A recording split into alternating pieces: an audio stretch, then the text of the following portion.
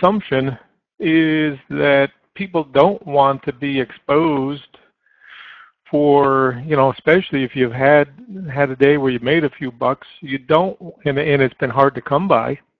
And so you don't want to overthink it. And the assumption is that at some point in here, the bounce wants to come for at least neutralizing positions prior to, some kind of news like the beige book. So that's why I said I really have a neutral bias. I'm not looking for a big breakdown, and I'm not looking for a bust out ahead of the news. I'm still looking at the air that's between this green line and where we are now, saying, sure, we can continue to go higher, but, it's harder. It should be harder. So I'm looking at this as a neutralizing kind of situation, and if we drop back just one notch to the 10s, we can see really that we can't assume that we're just going to break down after a big day like yesterday. So morning after trend day plays out for the new highs, catches Charlie and comes back into the support zone that we had, not the aggressive support zone. We get a little bit further back, but still we're not breaking down, we're not closing the gap. We have not yet taken out the overnight low. So if you used this idea of the angel at 37.5 and going flat, and whether you bought or not, that's not the point. If you did and played lunchtime, fine.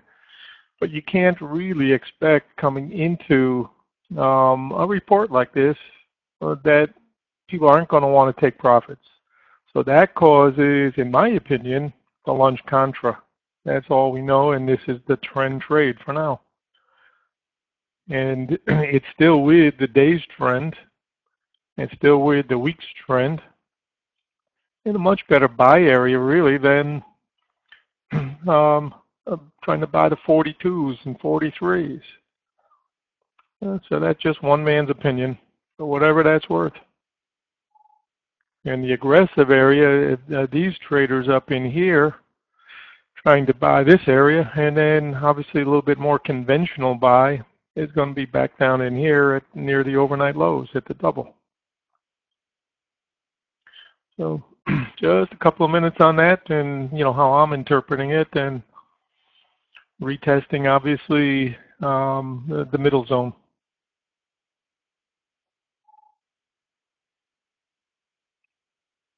So just dropping back one notch really helps to see that. And over and under the blue line says range and neutral, and at this point I don't believe the shorts have inflicted any real damage. I still think we've gone too far too fast, but no damage has been inflicted yet as far as I can see, and this is once again back into a little squeeze kind of a move. So shorts had their chance early. Any follow through to the downside today. Again, you still have to break yesterday's low. And my feeling was that if we played a big box, we knew we were going to take risk either way at the open. But the best seemed to be to come backwards today after a gap yesterday. So take something, and my suggestion be flat for news, and then let's look to react. Keep an eye on the 60. Came back into support here. NQ has come back some, but not crazy.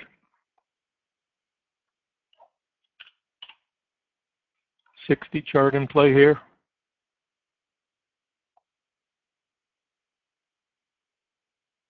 And we said if you can make a couple of bucks today, do it and get out of harm's way. So far that plan has worked pretty well. And fade the highs and try to come back in, and then don't overstay the low end. So still keeping that 36, 38 as support that we had from yesterday, and a neutral kind of day so far.